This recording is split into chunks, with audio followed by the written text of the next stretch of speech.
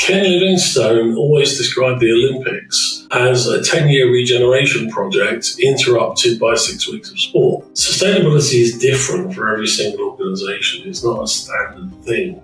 So the first thing you need to think about is, what does sustainability mean to you as an organisation? I really don't blame government at this point, because we've developed an economic and social world order with capitalism that kind of develops this hierarchy of money. You have money, you rule. I mean, Google says something and the UK government listens and abides, and that's how it works today. We should have some kind of accountability on the large corporations and the way that they would shift these things. I find we lack leadership to guide through these difficult conversations, which are sustainable conversations for me. They're not too far from sustainability, because I tell people, if you really understand climate change and you really understand poverty, you can kind of tie the roots to each other. If you really understand climate change, you can really tie it to migration. You can really tie it to a lot of other things, right? Today we have Shaun McCarthy. We're here to help change the world together.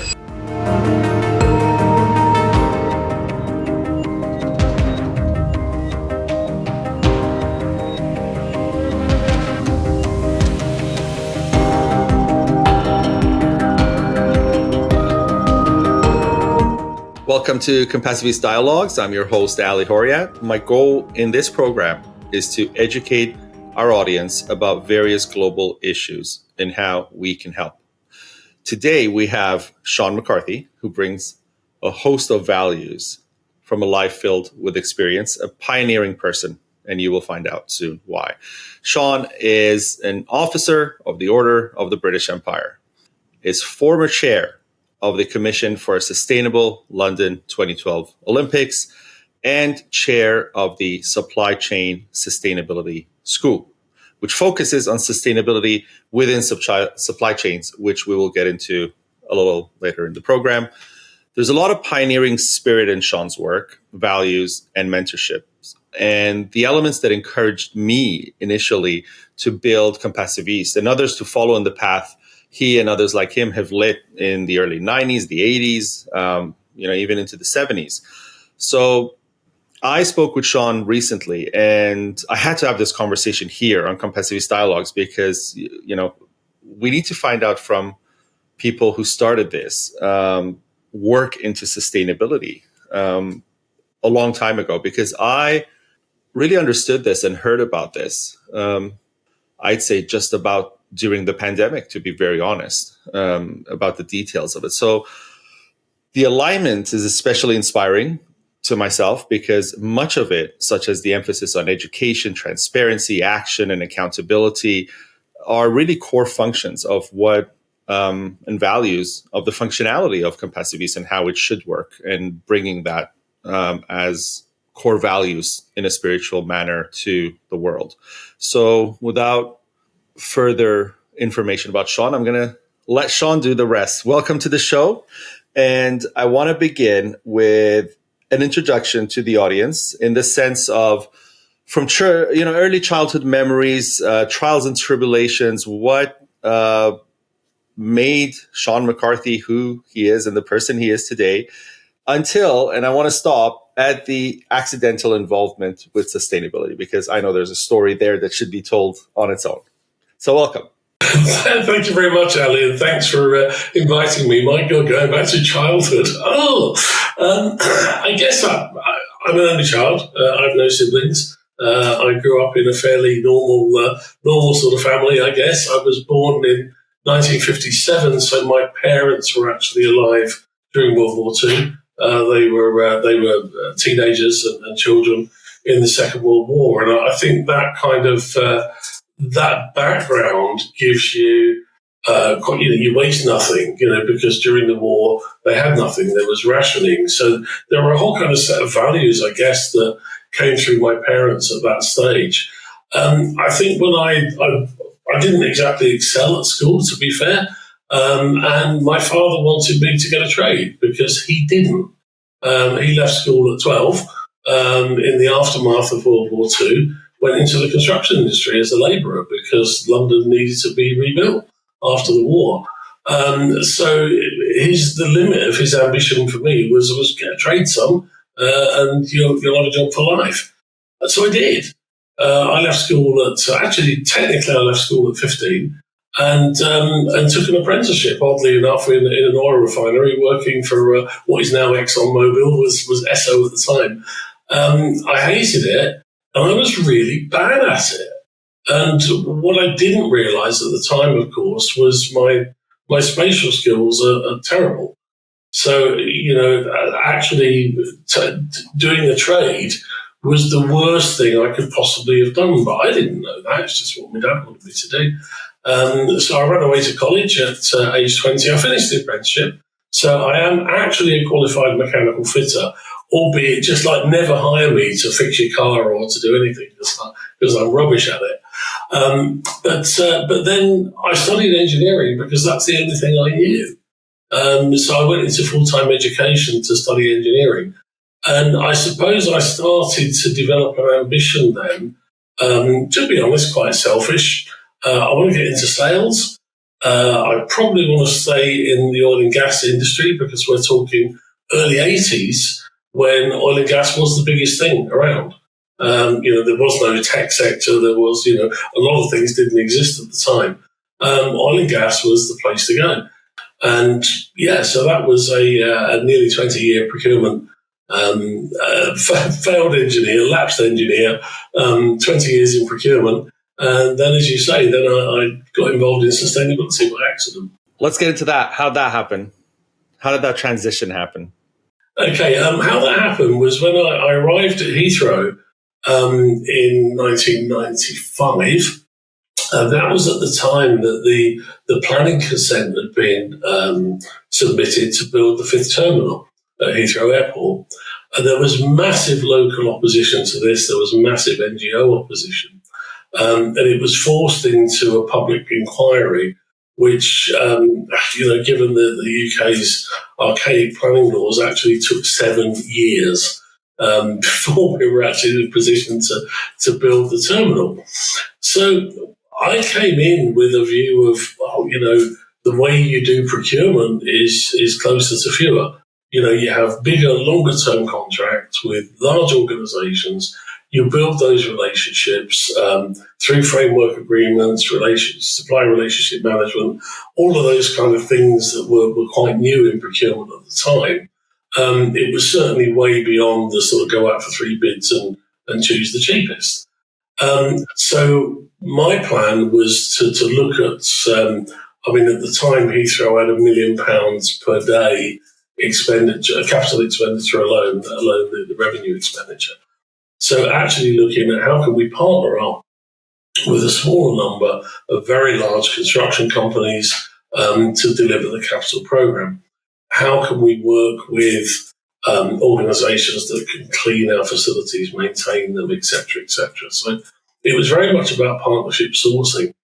And I found out very quickly that was the last thing that our planning director and public affairs director wanted, because they said, look, we've got this public inquiry for Terminal 5.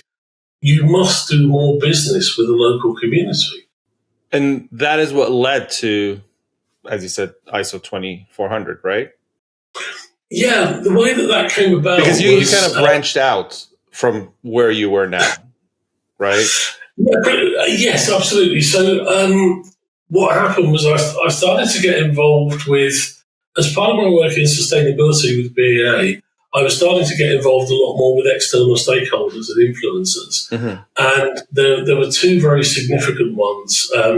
One was business in the community, and they were running a sustainable supply chain program, which got me to DEFRA, the Government Department for Environment in the UK. And they set up a sustainable procurement task force. The idea of this task force was they would work with business to understand how the public sector can procure in a more sustainable way. So I was a member of that task force, which was set up in 2005 and published its findings in 2006, a paper called Procuring the Future. The other thing that I did was I started to get involved in something called the London Sustainable Development Commission. And this was an advisory board to the Mayor of London around sustainability. That was at the time that London was bidding for the Olympics. Mm-hmm. So I got to chair the Olympic Committee, which was supporting the bid. So I actually chaired the group that was involved in putting the sustainability commitments into the bid in 2004-5.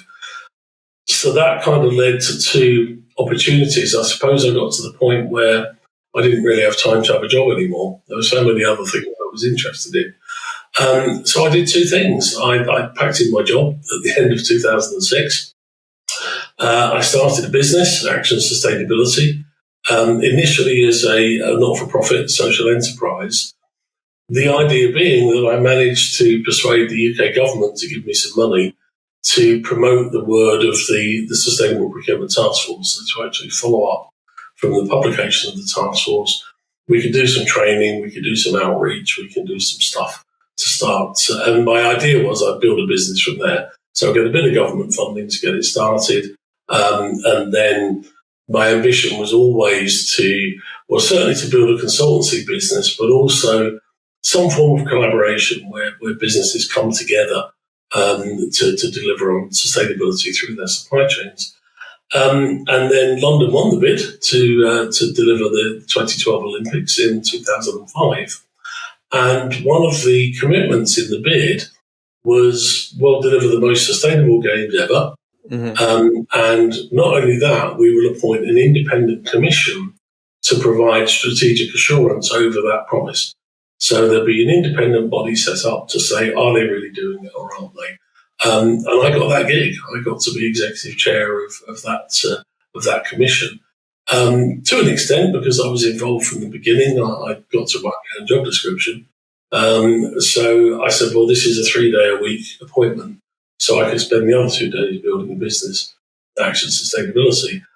The reality was it was 2 full-time jobs and an awful lot of hard work for like 8 years. But it worked well for those two things because the experience on the Olympics was just incredible. And that helped me to bring a lot of thinking into Action Sustainability as a business and eventually leading to Supply Chain School, which we'll doubtless talk about in a moment. Yes. And before we get to that, you triggered a couple of thoughts in my head. You know, the Olympics are going on right now in Paris, not too far from you. I mean, you know, that's right. About a little over a decade later, a train ride away. But politically, and not to get into the politics, but I want you to explain a little bit how everything shifted. Because as soon as I remember the Olympics, I remember Boris Johnson. And, then you remember, you're talking about the UK as part of Europe at that point, essentially, the pre-Brexit days. And now it's a very different grid, so to speak. How did you manage to maintain your own transition with, the school today and the business and continuing the sustainability and the procurement and all of that? With this shifting scenery, so to speak? Yeah, it was interesting because the Olympics role, in that it was a truly independent commission, which meant that I reported directly to something called the Olympic Board. So that meant I was reporting directly to the political leadership, which, of course, because of the shifting sands of politics, when the bid was won, the Mayor of London was Ken Livingstone. Well known for being pretty left-wing in his politics. And the Olympics minister was a lady called Tessa Jowell, who sadly is no longer with us. But I had a great deal of admiration for Tessa. She did some amazing work in the 70s for women's equality and various things there. Then there was Colin Moynihan, Lord Moynihan, who was chair of the British Olympic Association, and Lord Coe, Sebastian Coe. Anybody of my age or thereabouts would remember Seb Coe as the multiple Olympic gold medal world record middle distance runner. And he was quite right wing in his politics. So that was an interesting mix. I think because there was that collective political will. And it was really those, certainly 3 out of 4 of those people. I don't think Lord Moynihan was quite so involved in the thing, although he was a member of the Olympic board. Ken Livingstone always described the Olympics as a 10-year regeneration project interrupted by 6 weeks of sport. He, on the left wing of the political spectrum, Seb Coe on the right wing of the political spectrum. It was all about sport because he was a sport guy. It was about sport and youth and all of those things. But I think collectively it brought them together around, well, actually, if we think about the widest context of sustainability, not just the environmental side, but we think about the social side, the fact that really London 2012 was all about regenerating the East End of London. Of course, it was about the games, but it was about taking that opportunity. So then we start to look at some of the social ills in that community and the issues. There were over 200 languages spoken in the London Borough of Newham. More than 60% of the population would declare themselves as not being white British. So it was a very ethnically mixed community. And more than 60% of the population was aged under 16, so it was very youthful, with very little chance of employment and, all of those things. So bringing the Olympics to London and creating facilities that can really deliver a true legacy provides a way up for that community. So I think together then it was, we have to take this seriously. We can't allow it just to be a lot of old greenwash and stuff that you saw at the time where people paid lip service to it. So we'll have this independent commission. We'll have somebody to be a single source of the truth, independently reporting directly to us, bypassing all the civil servants, which the civil servants hated, but I loved it. And that gave me a lot of power. I was able to influence because I could report independently in public. If I didn't like the look of something and could provide the evidence. So I had a small team that were doing the reviews. There was only 3 of them, and a commission of volunteers, about 12 people, experts in various different aspects of sustainability. So I learned a lot, and I was able to really make a difference through working on London 2012. And then, as you say, halfway through, the political spectrum changed. So then we had Boris as Mayor of London, and Jeremy Hunt as Community and Sport Minister. And yes, that changed things quite a bit. And that's the thing. I mean, how did you manage to continue this transparency of the commission? Because, I mean, to be honest, without, again, not a political debate, but it became more difficult, didn't it? Yeah, it did. I mean, the sustainability agenda didn't go away. And by the time there was a change both in Mayor of London and in government, the programme was pretty much on track. Dealing with Boris was quite interesting. He's one of the most intelligent people I've ever met, to be perfectly honest. But he's a mind like a butterfly. He kind of flits around things. There was an issue at one point with the design of the Aquatic Centre in London, and they were designing it with 2 megawatts of HFC cooling in the facility.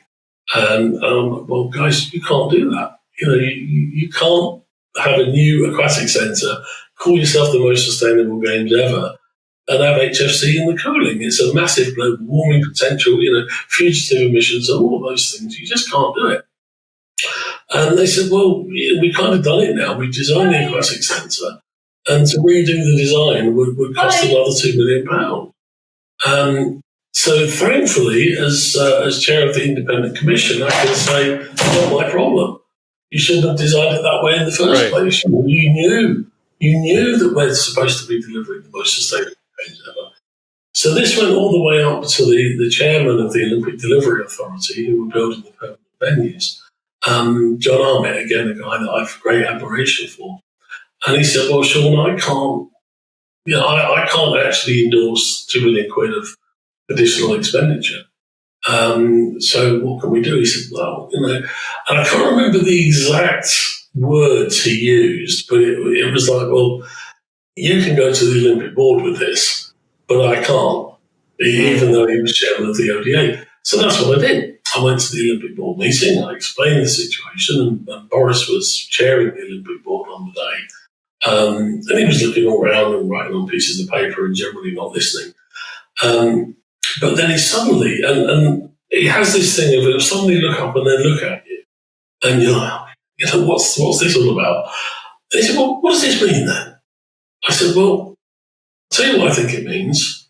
I think it means there's a very high risk of Greenpeace dancing up and down on the roof of your aquatic centre on the day of the opening ceremony. That's what it means. So he pointed at John Armitt and said, just go and sort it out. And that was it. That was, months of debate about this damn cooling.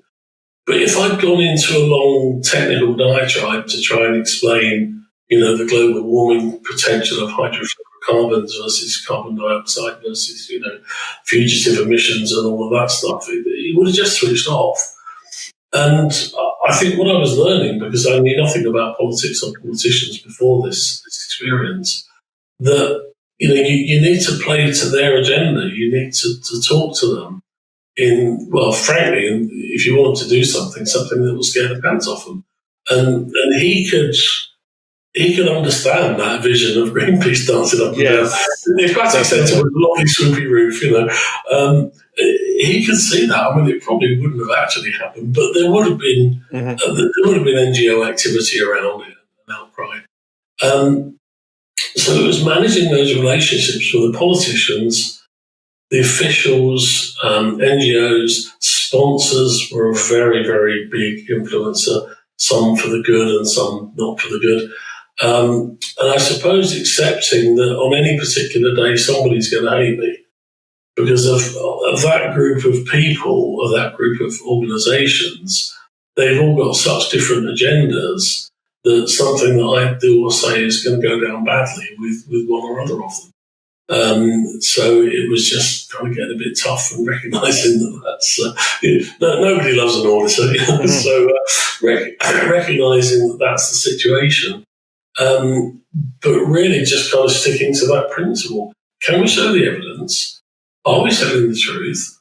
If we are telling the truth, then that's fine. Let's just tell it as it is, because that's what we're commissioned to do. And gradually we started to build the respect of all parties, so I could have good open conversations with people like Greenpeace, Friends of the Earth, those sorts of people, and have honest conversations with the delivery bodies. So one of the things that we did was establish a principle of no surprises. So I wouldn't say anything in public that I hadn't said internally first. And quite a few things were sorted out behind closed doors, effectively. So I could go along and say, look, we've looked at this and it's really not very good, is it? Do you want us to say something negative about it in public, or do you want to fix it now? Then we can report that it's been fixed. So that started to build up the respect of the delivery bodies. Equally, and it was a high-risk strategy, with the NGOs, I did share stuff with the NGOs on some occasions that I probably shouldn't have done, to say, look, I shouldn't be telling you this, but this is happening. I'm trusting you to keep that information to yourself because I'm trying to resolve a problem. A typical example of that was there was a plan to put a 2-megawatt wind turbine on the Olympic Park, and that plan was shelved for various reasons, but primarily health and safety. You have to have an exclusion zone around a big turbine. There were examples at the time of blades shearing off in some cases, but also ice forming on blades and then dropping off in great lumps. And, that it just health and safety wise, it wasn't a doer. So I had the discussion with the delivery bodies about that to say, well, okay, I understand why you're not going to put your wind turbine up, but I'm still holding you to account for your 50% carbon reductions strategy. And what they did was they did a lot of work in the local community to help people out of fuel poverty, and effectively produced a local offset to mitigate some of that carbon. In the meantime, I was having conversations with the NGOs to say, look, this is happening. I'm trusting you with it. I'm trying to fix it. But, be aware that it's happening. And at some point in the not too distant future, there will be an announcement, we're not going to build this wind turbine. But these are the reasons they're not doing it. And this is what I've asked the delivery bodies to do to actually mitigate the problem. So the really nice thing was on the day it all kicked off and it was announced, of course, the press go around all the usual suspects. They go to Greenpeace, they go to Friends of the Earth and Forum for the Future and all those people to say, what do you think about this terrible plan to eliminate the wind turbine? And their response was, go talk to Shaun McCarthy. We've spoken to him and he's given us plenty of assurance. So I did a lot of press interviews over those couple of days, but the NGOs refused to comment. They wouldn't say they support the decision. Of course they wouldn't, because they can't, because they're NGOs. But what they can say is no comment. We've spoken to the Independent Commission. You go speak to them. So that was a success on all fronts. Just building those relationships and building that trust. And really, that is kind of, in a simple way, the guidance standard to organizations that you've developed, essentially, because, given other critical social influences put aside, you posit that the supply side of this economic conversation, following your model, can kind of suffice for the necessary, global changes required from the supply side to drastically reduce not only carbon emissions, but to also become super sustainable to the point that we can have a healthy economy. And, that commission kind of really, from the way you talk about it, gave you a lot of insight to what you're doing today, in the sense of collaboration, transparency, real accountability versus greenwashing, versus a lot of things that weren't available then because this was new. I mean, when you were doing the sustainability in the games then, it wasn't sustainability, in the 2024 Olympics. It was kind of, you didn't have anywhere to fall back onto because the previous Olympics did not have such a impactful conversation about sustainability. No, they didn't. I did take some inspiration from some previous Olympics.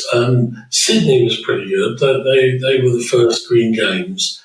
And it was interesting to see what they did in legacy as well. I mean, the Olympic Stadium, it's amazing because they play 5 different sports in this stadium. And the seats actually move in and out. They've got these massive hydraulic things where they can move out for playing cricket and then they move them back in again for playing soccer and Aussie rules football and all those things. And the other inspiration for me was Barcelona, where they actually did a lot around regeneration. So that whole kind of dockside area that was very poor, that's where they built their Olympic Village and they put a beach in there, and that Olympic Village is now kind of very upmarket accommodation. So there were some threads, and what we tried to do in London was pull all of that together. But you're right. I mean, I think what that enabled me to do was to kind of build on the thinking on sustainable procurement into what was the British standard and now the ISO standard, to say, well, sustainability is different for every single organisation. It's not a standard thing. So the first thing you need to think about is, what does sustainability mean to you as an organisation? So for the Olympics, there were the obvious kind of environmental aspects. Embodied carbon wasn't really a thing at the time, but we did do some early embodied carbon footprints. But also it's all about the community and it's all about legacy and how we use the facilities afterwards and how we can actually engage in local employment, local procurement, lessons from Heathrow Terminal 5, how we might be able to do that. So bringing those things together. And what came out of that, I mean, in the meantime, we were kind of bumping along with Action Sustainability, which nearly died in the global financial crisis, but we managed to breathe new life into it. And that's where Skanska came to us as consultants in actual sustainability to say, look, we recognise we're trying to be the most sustainable construction company in the world. And we recognise that 80% of our revenue goes to our supply chain. And our supply chain is not competent to come on that journey with us. Now, there was an Olympic connection there because Skanska were one of the tier one contractors in 2012. And for the first time, I think, ever in the construction industry, the contractors were actually being called to account for delivering what they said they would do. Whereas previously, they'd write some lovely words in the tender, win the bid, and then chuck the bid in the bin and carry on doing what they were doing before, because the client never held them to account. Now, the situation in London 2012 was different because I was holding the client to account and the client were holding Skanska to account, and suddenly Skanska are finding really, when they asked their supply chain to reduce their carbon, reduce waste to landfill, employ local people, employ ethnic minorities, disabled people, all of those things that they were being asked to do, actually their supply chain didn't have a clue how to do it. That's how Skanska came to us. Again, I switch hats from Olympics to consultancy business hat to say, well, what can we do about this? And that's where we invented the supply chain school. And we said, well, what you need, Skanska, is an online facility of some sort that enables your supply chain to learn. But actually, that's going to cost about £500,000. And you don't have that much money, do you? So you are going to have to collaborate. And that's where the idea came. Initially, we got some funding from an industry body, Construction Industry Training Board, to set up the Supply Chain Sustainability School with 7 partners. So 7 companies in the construction sector in the UK decided that they'd work together to build this virtual learning environment, because that was the only way to do it. What you're trying to do, and I think these principles apply in other sectors as well, you're trying to upskill a whole bloody sector. And you cannot do that on your own. It's just not possible. So companies that previously competed with each other were not exactly forced, but they semi-willingly came to the party to collaborate and to work together on some of these things. And again, lots of people said to us, you'll never get the construction industry to collaborate. It'll never happen. Now, if we fast forward to today, we have over 220 partners all working together. And we're training 50,000 people a year through our virtual portals. So I think we were right and they were wrong.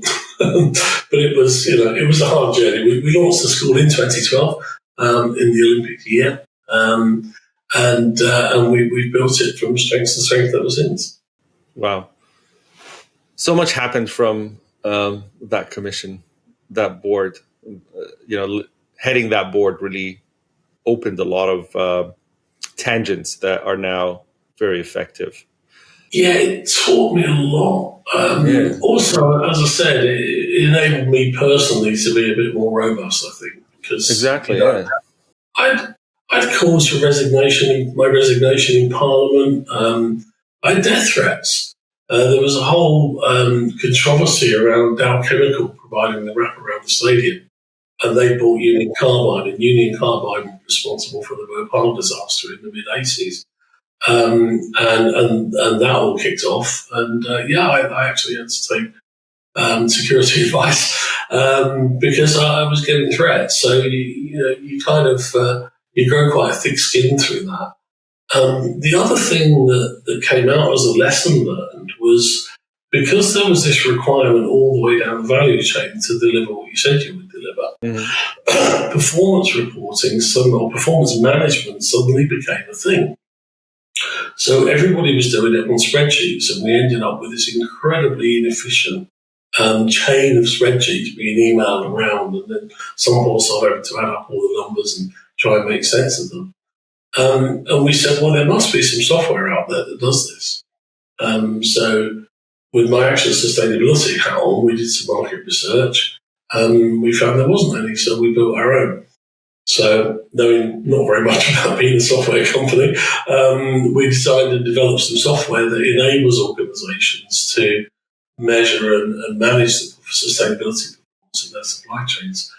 It's still not exactly a bestseller.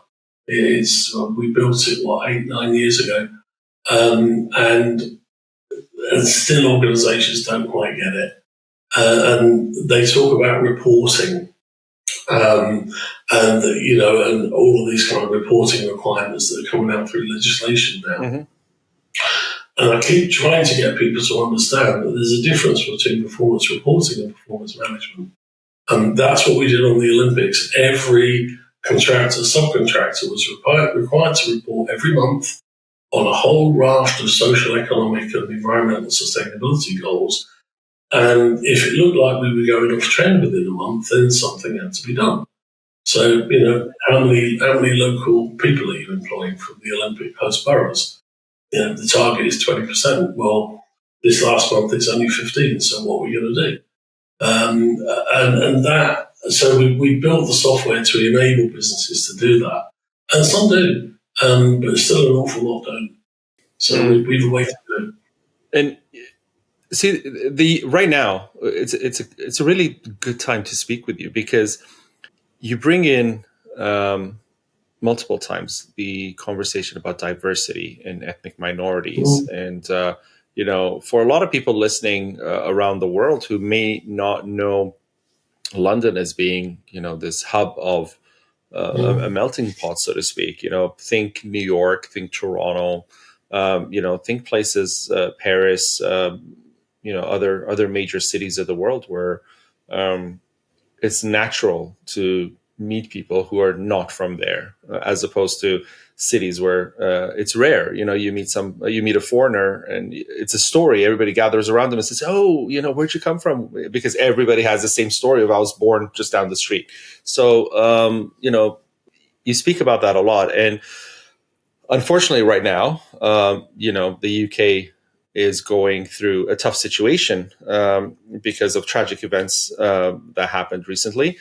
And I don't want, again, not to get political or anything like that, but I find we lack leadership to guide through these difficult conversations, which are sustainable conversations for me. They're not too far from sustainability, because I tell people, if you really understand the climate issue, climate change, and you really understand poverty, you can kind of tie the roots to each other. If you really understand climate change, you can really tie it to migration. You can really tie it to a lot of other things, right? So you being in this validated position of leadership, you've done it on a grand scale. I mean, the Olympics is not a small local game or something like that. It's not a community thing. It's a global experience. And aside from that, doing the work you've been doing for the last decade since then, I mean, training all these people and doing all the work that you're doing in the school. So I feel like people like yourself specifically should be able to address and voice your expertise in that guidance on how the deterioration of the environment and specifically for you from the supply side's effects really cause much of our societal breakdown, malfunction, and segregation, because we are turning that right now. What is happening in the UK is creating that segregation because of that.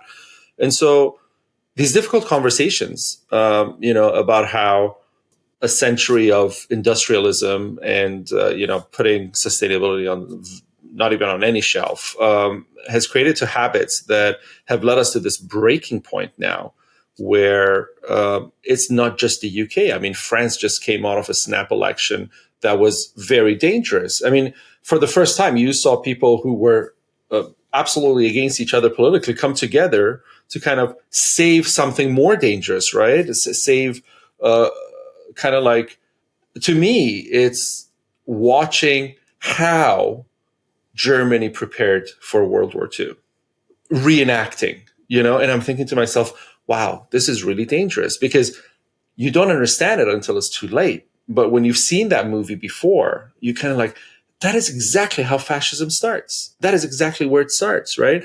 And then you think to yourself, is it just the ideology? I mean, is it just because, we have some people who, I don't know, their grandfather is racist and teaches them racism, they grow up racist, and so that is what it is?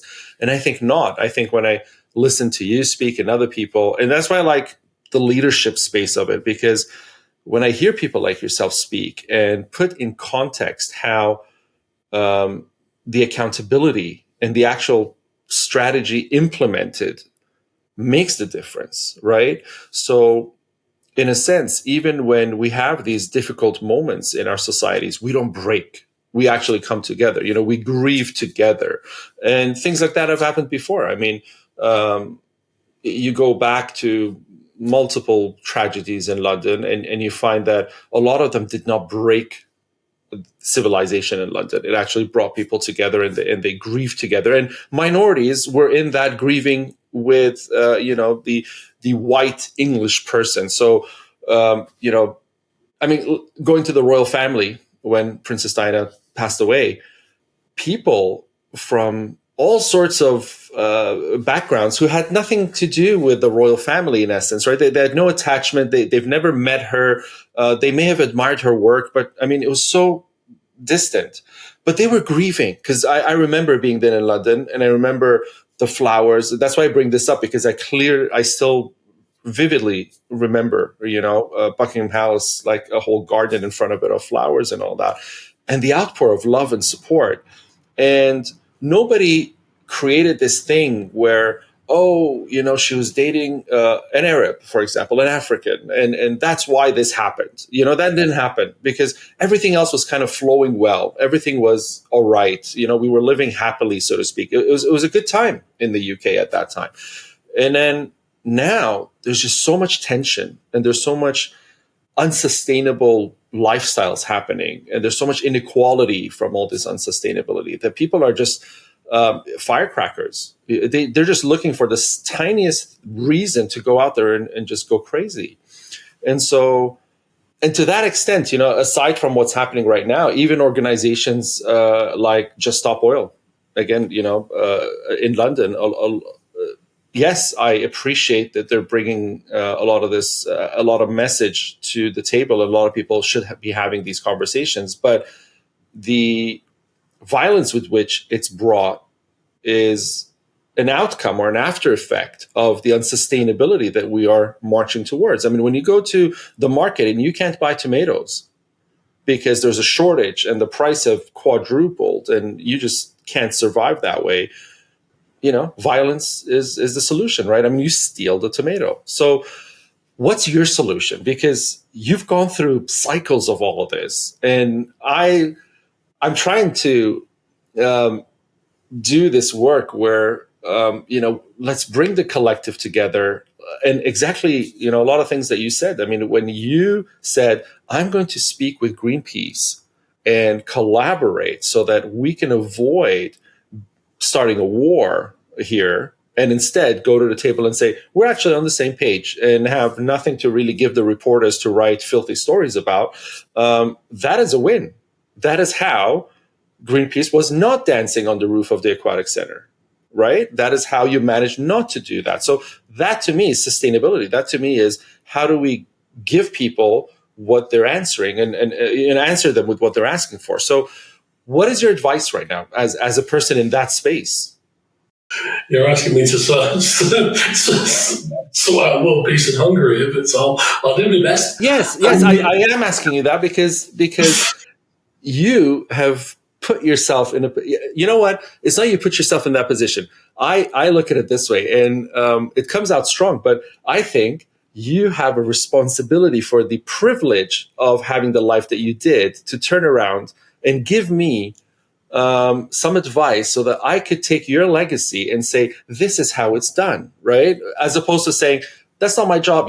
There's a mayor sitting at the office. No, I think it is your job, because you're so much ahead of me that you owe it to me to teach me. That's what I'm saying. I'll give it my best shot, Ellie. I suppose, yes, obviously we're in a very difficult situation in the UK at the moment. For those of your listeners who don't know, there was an act of violence against some young children about a week ago now. where there was a knife attack at a drama school in Southport, an area of Liverpool. Then there was a lot of misinformation in the media that was put out that this person was an immigrant.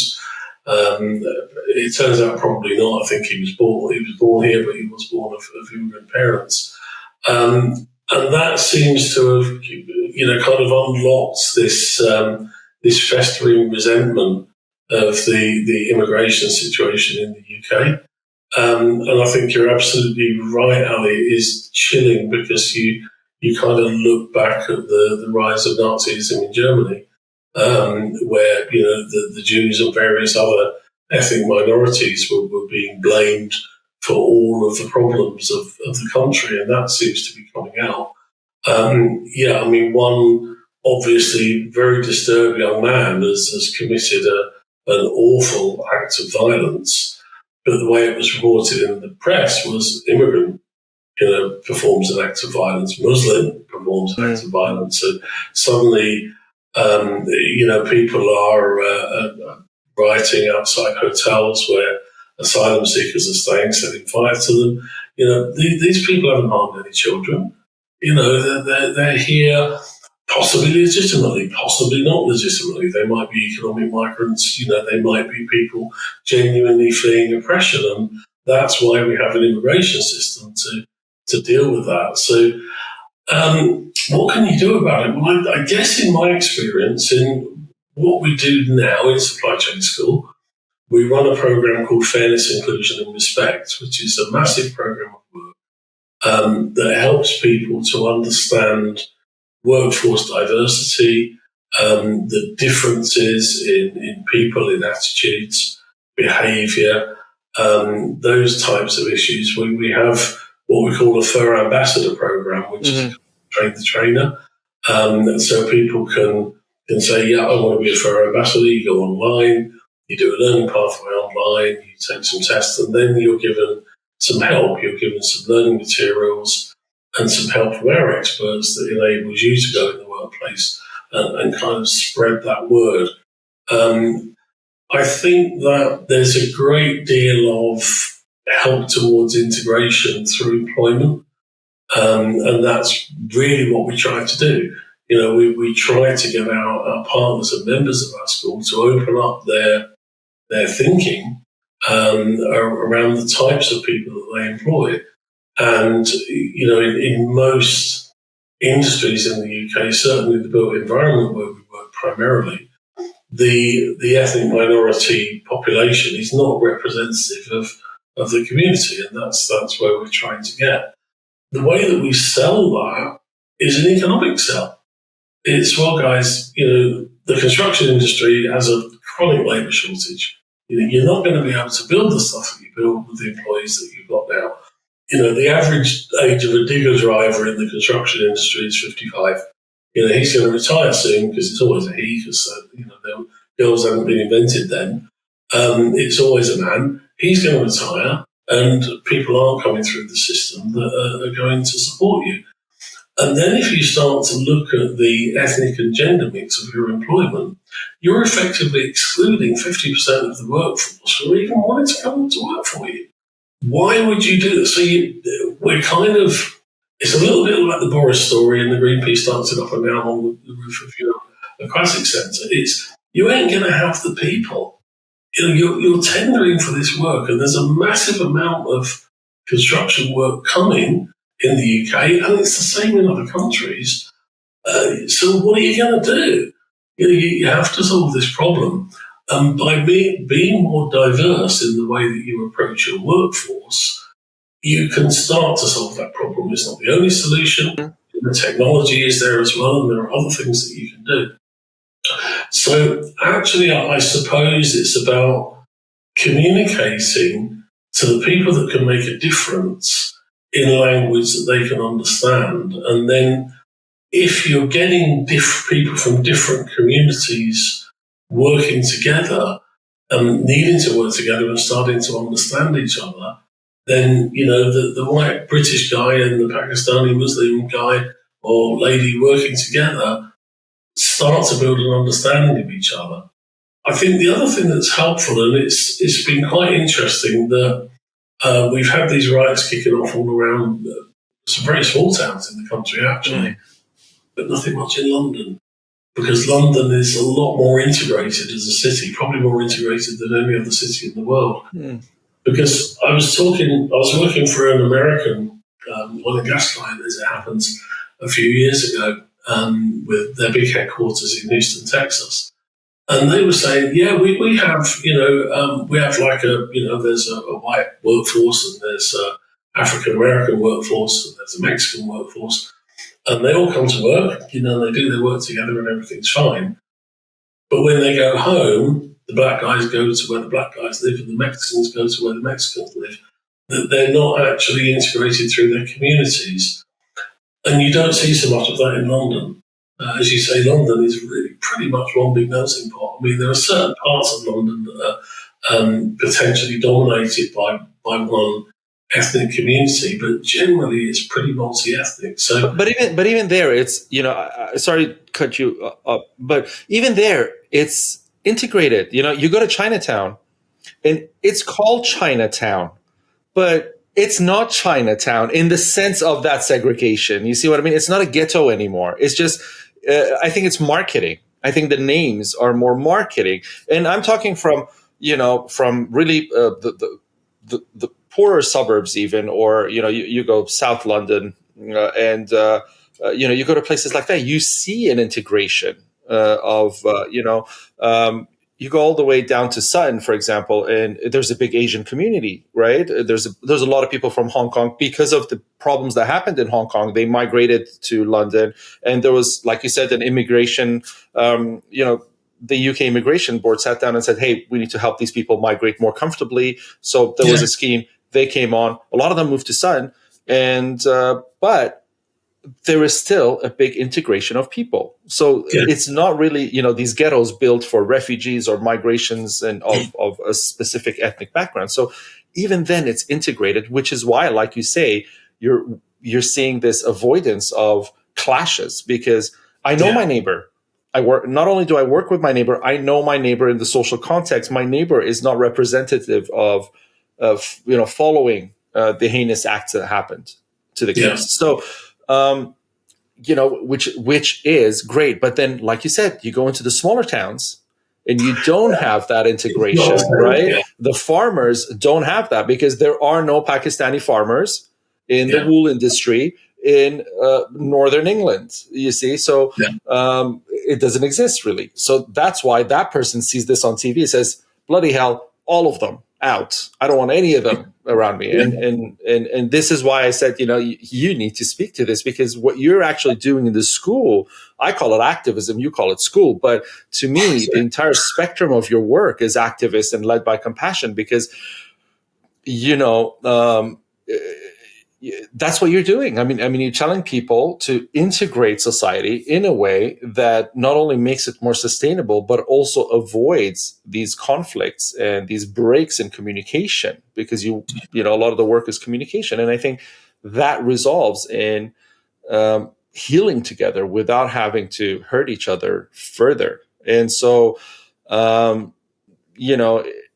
it's important for people, I think, for organizations, corporations, for profit, not for profit. It doesn't really matter at this point. I mean, we're at a place in time that we should put aside our differences, right? I mean, we don't have that much time to fight these little, I don't like this and I like red, you like blue, we're going to fight. We don't have time for that. That was maybe 100 years ago, there was time for that. But today we're at a place where a few years down the road, we're going to start, killing each other for food, literally. I mean, literally, we're going to attack a farm that has tomatoes and try to steal the tomato, and the farmer has to start shooting us down. And that is what we're looking at in the future. And I think one of the things that really attracted me to the work that you're doing is understanding that communication and integration is a key component. And it's not just one of those things, like you said, let's put these SDGs on our board, but we don't even know what they stand for, right? It's really actually doing the work. And that's what your school does, is teaching organizations how to exactly not have the the Chinese migrant and the Nigerian migrant and the Afghani migrant come to work and lay bricks and then have lunch separately and go home to separate areas of the city and then never meet each other again. But then and I don't call that respect or integration, because the only reason these people will work together is because they're getting paid. They know they have to lay the bricks together so that they get paid at the end of the day. But the integration and, the supply chain sustainability school that you run teaches the organization how to make these people not just lay bricks together in a slave manner to money, but also to change ideology and mindset. And that is the activism, right? So that is what I learned from you. I mean, that's where the activism comes in on the organizational level, on the supply side level. Yeah, it does. I mean, I think we've obviously, there's a long way to go, and it's the situation is still far from ideal. But yeah, that's basically what we do. And I think the other things that we do, some kind of quite interesting thought leadership. And again, as we're talking a lot about diversity, we run an annual online diversity survey, which is the biggest of its kind in the UK, possibly one of the biggest of its kind in the world. We have over 500,000 data points about the ethnic diversity, sexual preferences, the gender, etc., of the workforces in the construction supply chain. But we ask more questions. We ask questions about employment. Do you apply for jobs? What are the results, etc.? What we found was there's a myth in the construction industry that says ethnic minority people don't want to come and work with us. What we found, no, that is not true, because lots of ethnic minority people are reporting that they're applying for jobs. But the chances of success, I think, I don't remember the exact numbers, so I won't quote them, but they're massive. That you have most chance of success of getting a job in construction in the UK if you're a white woman. If you're a black man, you're like 30 times less likely to be employed than compared to a white woman. White man is quite close as well. So there's always been a perception that what we need to do is we need to reach out to these ethnic minority communities and get them to come in and apply for jobs. A little bit like we did with our speed dating thing, back in the 90s. No, they want the jobs. You're not giving them to them. And why is that? And there's a whole lot of work has been done on unconscious bias training. That hasn't made any difference either. That actually hasn't solved the problem. So we're kind of still not quite sure what the solution is, but by really getting some good, high-quality data with a massive community and a massive data set, we can start to dig into where the problems really lie. And again, working together with our 220 partners to start together to work up those solutions, but particularly to bust some of the myths as well. I mean, our government has spent a load of money trying to get ethnic minority people to apply for jobs in construction. Maybe they've succeeded. They're applying for the jobs that they're not getting them. So then what happens, of course, is, you try applying for several jobs, you get knocked back. You go, oh, well, screw it, I'll go and work somewhere else then. And then the problem continues. So I think there's a lot about, yes, obviously about training, it's what we do. But what we also do, because we now have this collaborative power of so many partners coming together, we can start to dig into some of the problems and understand them. So, there's that piece of work on diversity. We've recently done a piece of work on HVO, hydrotreated vegetable oil, because some people think that's the solution. It's the diesel substitute that's going to make the CO2 emissions problem go away. Yeah, maybe not. Because there are very significant issues in the supply chain, and again, a lot of myths. A lot of people were shocked to know that this stuff isn't made in the UK. It's not, you're not getting, the old bloody chip oil from McDonald's or something and putting it in a thing and that's solving the problem. It's a huge multinational business, and there are issues with deforestation, there are issues with palm oil, there are issues with enforced labour, all of those sorts of things in that value chain, that because it's not a regulated product in that level, because it's new, there are all sorts of risks and issues that we don't understand. So we spend quite a lot of time trying to, we're not an academic organisation.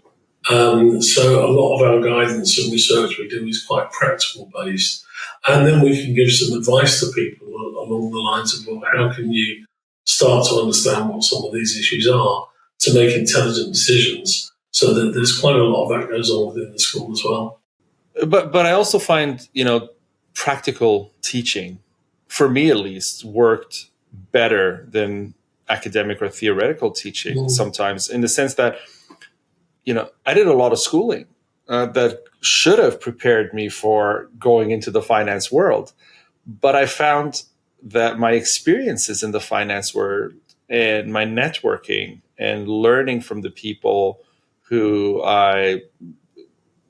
who mentored me, in a sense, in that world, had so much more profound effect on the way I was doing business versus my theoretical learning of macroeconomics and its effect on when I should buy and sell gold, right? So to me, I think the type of education you're bringing to the table speaks volume on the way that we can affect people and impact the way their mindsets work at this point. Because you also said this earlier, there's a lot of misinformation that comes through the media, and they're not held accountable because they can say whatever they want to say. They just sometimes look back and, they say, oh, maybe we shouldn't have said that. And then they bring in, their crisis control team, spend a little money there, and everything's forgotten in a few days, right? So there really isn't any accountability in that sense, but the country goes upside down. And nobody says, you did it. You caused this problem. You shouldn't have spread that misinformation. And so I think when organizations can get over these myths through the ways that you're showing it, specifically, again, not just in the UK, but you go to Germany, you go to some parts of Europe, and there is this myth that Eastern European migrants are working for cheaper, and that's why I'm not making money, and that's why my rate is now, a quarter of what it used to be, or 10%, or whatever it may be, because the Polish person or the Bulgarian is coming here and stealing my work. Well, again, you're showing that's not true, but the media is pouring oil on that fire because that's how they sell a story, for example. And I think maybe it's time that you start another commission that brings in some of this problems of misinformation and accountability, in the sense of that can lead to sustainability. That can lead to people, because when you said right now, you speak with organizations and they say, well, they're not applying to construction jobs.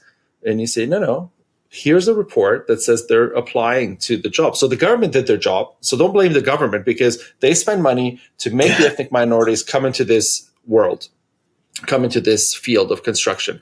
And that worked. That £1 from your taxes that went towards this program worked. So that's fair game. But now here, you who said they're not applying, they're applying. Where is the problem? The problem is in maybe the racism, maybe so many things that are fed through misinformation that then create this segregation.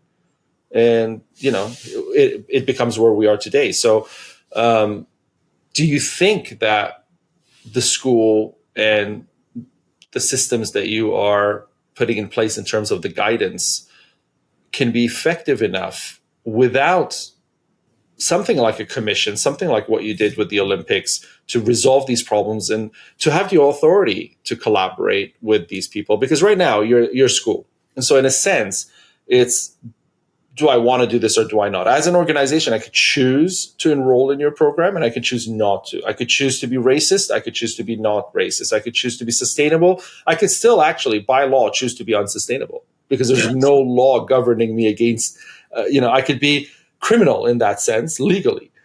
And so I think to myself, is it time that we give Shaun McCarthy a commission that says, you know what you're doing is giving people the choice to be the better human, is the way we would call it today. But should we give Shaun a platform that says, you're criminal if you don't do the right thing, because it's causing gradual death, it's causing gradual fascism, it's causing so many things beyond the supply chain. I mean, the modern slavery, the trafficking, all these other things that we don't even talk about when we talk about climate change. A lot of people just talk about CO2 levels and the emissions from your diesel car versus electric. They don't talk about the factory and the kid working in the factory that's making the electric car, for example. So all of these things, should we really take a more serious approach in terms of this should be illegal at this point and create commissions for this? Or do you think it's sufficient to have independent actors in the world, such as what you're doing right now, and hoping that people make the better decisions? I think governments have performed pretty poorly over the decades in doing these things. We are starting to see, things like CSRD now in the EU coming through, and also the due diligence one, whatever that's called, I can't remember now. So we're starting to see stronger legislation, and I kind of think it's interesting with CSRD. I mean, obviously the UK has left the EU a few years ago, so now that law doesn't apply to us. We run a school in Ireland. We started a school in Ireland this year. Of course, they are in the EU, so they're really worried about CSRD. We're looking at starting a school in the United States. Well, we are going to start a school in the United States in January next year. And it's been really interesting talking to American potential partners. And they were like, CSRD, we've got to do this because we operate in Europe. So all of a sudden, because the EU as a collective is such a big marketplace, everybody's saying, oh my God, we've got to do this. Now, it's still only reporting at the end of the day, but at least it's, and it is really worrying. People, I guess, because although the UK is not touched by the legislation, it will be, because a lot of UK businesses operate in Europe, or a lot of European businesses operate in the UK. But if I talk to people in Ireland or I talk to people in the United States, it's like, oh my God, this is a whole new thing. How do we do this? We need help, which is why I think taking the school to the US, although it's a massive risk, is the right time. It's the right product at the right time, and they really need us. So there is some slightly more effective legislation coming through. We used to have, back in, when was the change of government? 2008. So the previous Labour government had something called the Sustainable Development Commission, and it was chaired by one of my mentors, Jonathan Porritt. He's a great friend and mentor, and he helped me a lot set up the commission for the Olympics. And that was basically, he and his commission, their job was to independently advise government on sustainability issues. Then we had a new government and they were shut down and never seen again. I mean, interestingly, my commission for the Olympics has never been seen. No, nobody's done anything like it since. And that's kind of lack of political will, which is a bit annoying. And the big corporations have their part to play, I think. So I think we do need legislation, yes. But if we don't get legislation because of the fickle nature of politics, then we all have a responsibility to do something. And I know, Ali, that's what you're trying to do with your organisation.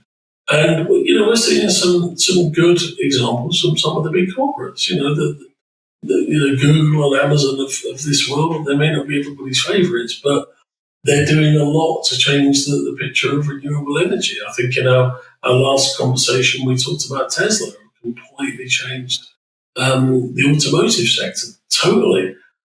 So there are some innovators and disruptors out there, and there will be more that will help to really shift on a seismic scale how people think and how people behave. There'll also be a lot of greenwash, and we see it certainly here in the UK. Every advert on the TV, every poster, it's CO2 this, it's emissions that, it's greener most of it isn't really. But I suppose, again, you look at the auto sector. Nobody talks about how many cylinders or what the cubic capacity of your engine is or horsepower. None of that gets talked about. It's all about emissions now.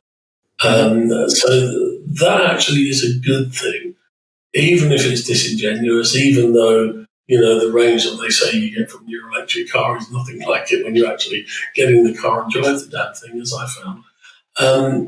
But at least it's the direction of travel in communication is going the right way. So, I have some cause for optimism.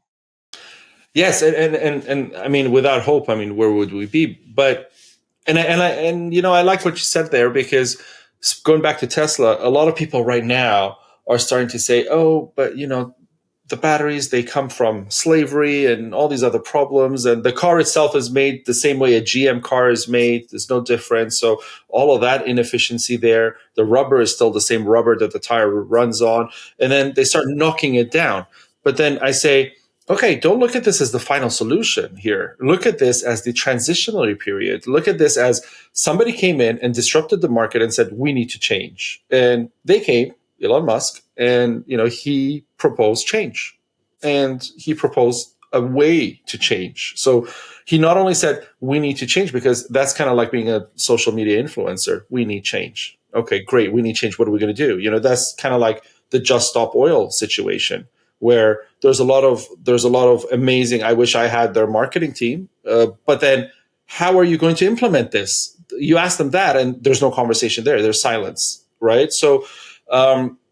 But don't blame them. Don't say it's all awful. I think these are people who are opening our eyes and giving us some kind of hope to change, in a sense.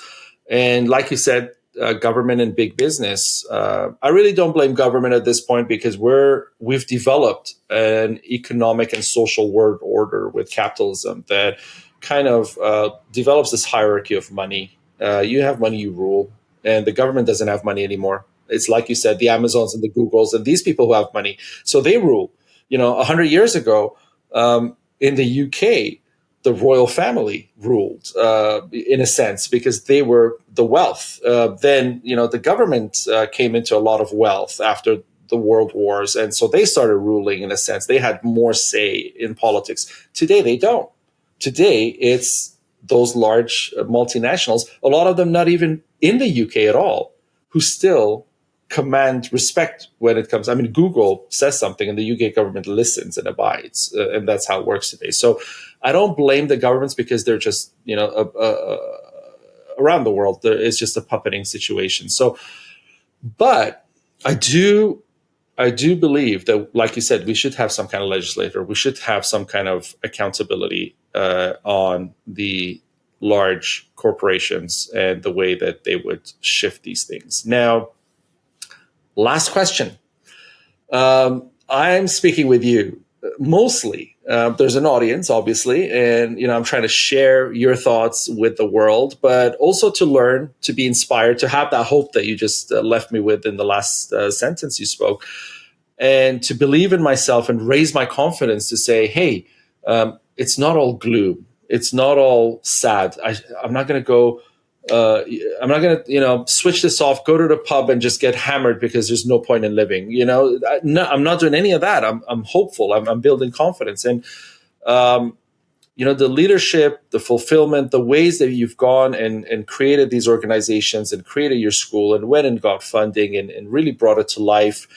And you speak about it very nonchalantly and humbly, but I've also been there. I started my organization, not in my wealth. I had massive amounts of money that I could have done a lot with Compassiviste, but for me to transition from my previous mindset of wishing for disaster so that I could make money on the futures that I've traded on and speculated on, because I'm seeing that they're saying, will there be this war? Will there be this earthquake? Can I bank on having wildfires in this region next year? Because, that's going to make me a lot of money.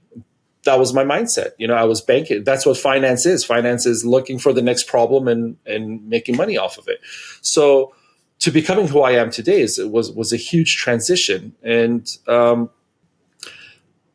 your legacy is well known in the work that you've done with sustainability in the UK, and not just because of the Olympics, but because you've been in core places that are part of the bigger discussion now, like you said, Exxon and other places, and you still have ties, you still know people, and they've seen you grow into what you're doing today. So I want to leave this conversation with your advice on a global scale, not just the UK or the EU and those markets, but on a global scale, because the world listens, and even when and if not immediately, there's a lot of people seeking guidance to progress, to reach some betterment in life and to a sustainable future at the end of the day. And as an individual myself, in my own collective of Compassiviste, and then in a broader way, in collaboration with other collectives. I mean, in collaboration with someone you introduced me to recently. So it's just these are growing, right? These are growing parts of everything. How does this momentum, you as the momentum, Shaun McCarthy as the energy, as the path, as the guide, how would you say we can kind of reach that next level in sustainability to see true results versus the greenwashing, versus the marketing, versus the media kits and all of that? Where do we get to see the reality of it all? Because that's the most important part of all this to me. It's how do we reach that space? I guess the simple answer is together. And I have banged on a lot about collaboration and working together. But again, another experience of mine on a more global scale, I led the UK delegation in developing the ISO standard for sustainable procurement. And that was kind of an interesting, it takes 4 years to develop an ISO standard. Oh, for God's sake, that's too long. But what happened over that period, I was working regularly with people from 40-odd different countries. And what happens, it all happens far too slowly, but you do a draft of the standard and then it goes out to everybody in the ISO Federation for comment, and then you come together in some part of the world as a group, and you review the comments and you discuss them and you talk about it, and then it goes away again and then you do it again. We did about 5 or 6 of these different types of meetings where you would go and spend a week somewhere in the world with this group of people. And through that, I mean, I've got some fantastic friends and contacts and stakeholder group globally, people that are interested in sustainable procurement. When we got to the end of the development process in 2017, everybody went, well, we need to publicize this, we need a website, we need video, we need tools, we need all this stuff, but nobody's got any money. And I said, well, actually, I have. I still have my social enterprise, and we fund that through donating 2.5% of the revenue of our trading business to the social business. And I said, well, I can turn my social business over to doing this. We've done lots of good work in the past around sustainable procurement. So we did. So ISO2400.org was born. We now have a steering committee from 19 different countries of initially people from the original standard development committee, but as we've kind of grown and we've talked to different people around the world, and we run a podcast series which you were good enough to participate in recently. We've built that network of people with an interest in sustainable procurement, and then we find other people. I found this amazing lady in Germany recently who's doing a whole load of not-for-profit work around sustainability and supply chains. And we found a guy in Singapore who's got a collective going there in Asia. So it's building those networks, I guess. And I know what you're trying to do is very much on a global scale. So it's really just, I suppose, and getting out there and doing something, So we did ISO2400.org. We had a bit of money to build a website. We had a group of stakeholders to work with. They all kind of finished the standard, and everybody could have just gone back to their own countries and gone on with it. But by pulling together with a pretty small budget and saying, well, guys, can you help us with this? Show us what this website should look like. We meet quarterly in a virtual environment. We hardly ever meet face-to-face anymore. I guess if I were to leave this call with one thought, it's all about collaboration. So I guess Compassiviste is on the right track with your experience, bringing people together into collective collaborating on change. So thank you for saying what that. I love is, what I do is around procurement and supply chains, because that's what I know. I know what you're trying to do is how can we bring in art? How can we bring in music, entertainment, and hence the introduction to Robert Stevenson, who's doing something very similar, which is fantastic. So it's having that locus. As I say, for me, it's people that are involved in procurement and supply chains. For you, it might be people that are involved in the arts. But it's kind of getting that something for people to coalesce around and collaborate around that they know. It's in their comfort zone. So my procurement people talk about procurement. It's not very interesting sometimes, but they talk about it, and we all talk about then how can we influence through supply chains. If you're doing something with with art or media or music or whatever, it's those people will have something in common when they come together, and then they can help to spread the word to a wider audience. Yes, definitely. And I'm really inspired not just by people reiterating the importance and the power of collaboration and collectives, but also with the fact that every which way I turn, I meet people who are involved. Like you said, you meet this lady in Germany and you're like, oh, wow, you're doing all this stuff. This is great. Singapore. Oh, great. All parts of the world. And like you said, I meet Robert and it's like, hey, we have the same program, the same idea. We've never met. We don't know each other, but we have mirror programs. And, instead of looking at it from a competitive perspective of, I'm competing against Robert, it's kind of like, we're merging. And it was amazing because, Robert said, hey, here's the program, do it. I did it, it works here, take it on, right? And that emotion and that, expression of that kind of collective is really what inspires me and what I'm looking at. Where do people reach you?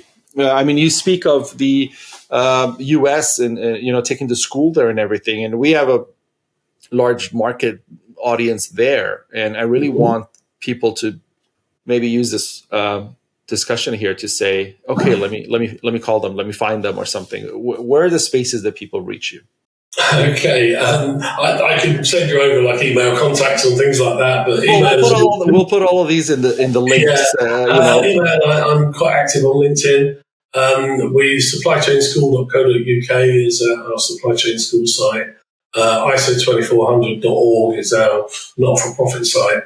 We will be launching supplychainschool.com, probably /US or something like that, in the very near future. We'll put up just a brochure site initially as we start to work with partners in the US. We have 3 partners positively signed up now, about another 15 potentially in the pipeline. Again, as a business, we're taking a big risk because we're saying that we're just going to do it. We're confident that there's a need for something like the supply chain school in the United States. So we're going to do it. Who's going to join us? Do you want to be a founding partner? And I'm sure, we're saying if we get 6, then commercially we're kind of quite happy that the risk that we're taking will work. We're hoping to sign up another one in the next week.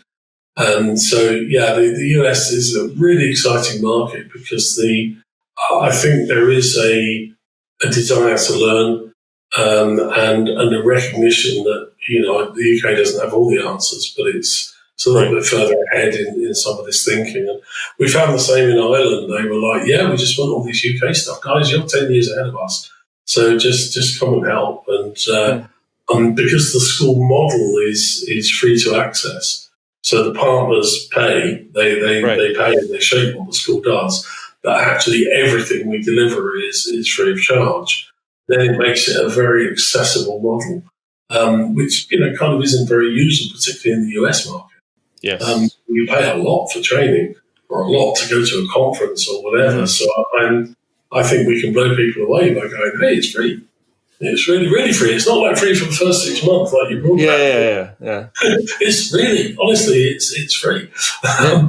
And we're hoping to persuade, people like Bechtel and Skanska and Turner Construction and those people to put some money in because they need to upskill their supply chains. And in the same way as the UK model, they can't do it on their own. They have to do it together.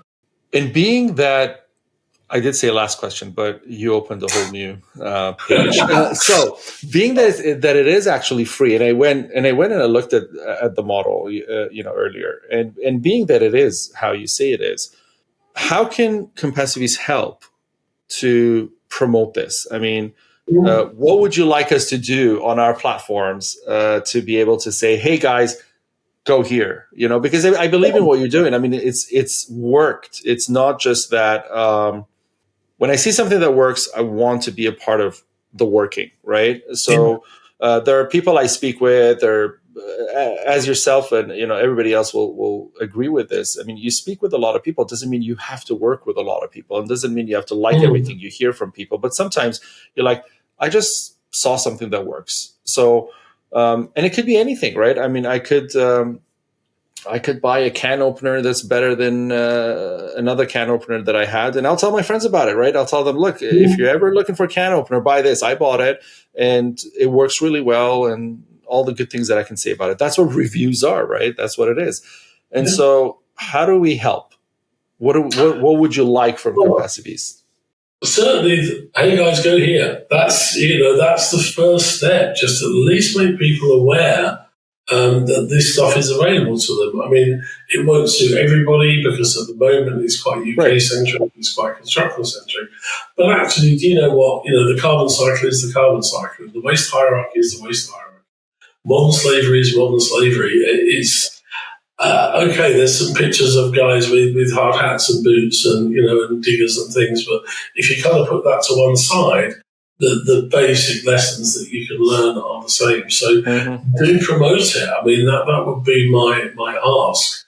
And also then, if you do come across within your network people that can maybe add value to what we do, then please put them in touch. Because I think that's what will make the world go around. And particularly, as I say, we've done Ireland. We're currently looking at the United States. We're looking at potentially internationalizing the school. But what we have learned is we need to virtually set up in country and work with partners in that country, because the school is a collaboration. It's not a kind of standard service provision. So it requires partners to come together. And what we're finding in the United States in particular is, we're working with companies like Bechtel, Fluor, Halliburton that are truly global in their aspect. But there are quite a lot of companies that only operate in the United States. So we need to provide content that is relevant to that audience. And even, although I think it was Sir Winston Churchill that said the UK and the United States are two countries divided by a common language, the words you use are different.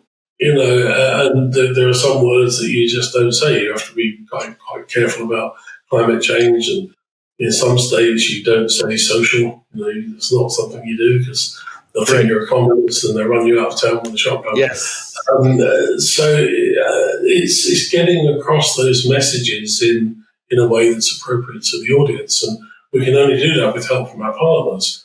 And then we can only make it happen if our partners promote it to their supply chains. So if Turner Construction starts to say to their supply chain, what we want you to do is get signed up with the school and start learning this stuff. Mm-hmm. We're going to create learning pathways. We're going to make, part of our supplier relationship management program. It's, are you on the school? How many resources have you accessed over the last quarter? How many assessments have you done? Show me, tell me. It's a success because the big guys at the top of the value chain tell their suppliers to do it, quite honestly. Then the suppliers start to get engaged and they start to like it. And that's where we build this community of businesses that some will still do it because their customer says they have to, but a lot will start doing it because their customer says they have to. But now, as they start to get it, they get really involved, and it becomes a bit of a drug to them, which is fantastic. The only drug you get is free. Shaun McCarthy, thank you very much for speaking on Compassiviste Dialogues, and really thank you for the inspiring leadership. I don't like hierarchy too much, but if I had to appreciate and look forward to somebody being knighted one day, you would be one of the people, kind of like Sir, Paul McCartney. I mean, there are very few people who I'm like, I appreciate that knighthood at that space, because it's worthy. Because I think sometimes, I'm listening to you speak and I say, here's a guy who could have just wrote a book about the Commission and the Olympics and thrown in some juicy gossip stories and stuff, sold it to some large publishing company that would have marketed it perfectly, and probably been knighted because it was a bestseller, and then wrote off the coattails of that story and lived in some estate half an hour outside of London, and that is a story you could see happening, right? I mean, you could just see this happening so clearly. But no, he's not doing this. What is he doing? He's here trying to make change, and that inspires me so much, because it's like, you're not selling out. I love that. I love that you're not selling out. You're actually going out and you're pushing for more, instead of saying, "Oh, this was my moment. I'm going to wear the crown now and sit back because I made that capitalistic endeavor to reach that space." So I love that you're doing this. So, your Compassiviste momentum essentially is honorable, and it embodies that compassionate path to pioneering guidance beyond political, legal, economic, and social limits of our modern world orders. And you're trying to do what you can from the space that you understand, which is another thing I really appreciate. And I think the audience should take a moment to be inspired by the fact that throughout this whole almost 2 hours of conversation, and the last time I spoke with you, I noticed you didn't attempt to say, I know everything about everything. You continuously say, this is what I know, this is what I'm experiencing, this is what I understand, and this is the good that I'm going to do with what I know, which is really something, again, that I like. So to our audience, please, subscribe to Compassiviste Dialogues, but definitely share this so we can amplify Shaun's deserving message and work. If you work in any of those organizations, reach out to whoever it is in your organization and say, hey, there's this school, maybe we should look into it, and promote it and share it with people. We'll put all the links to the school and Shaun's work and everything else here in the links below. And again, thank you very much for all the good you do. We're here to help change the world together. That is what I always say. And you've brought that together again to the forefront. Thank you. Thanks very much, Ali. Thanks for inviting me.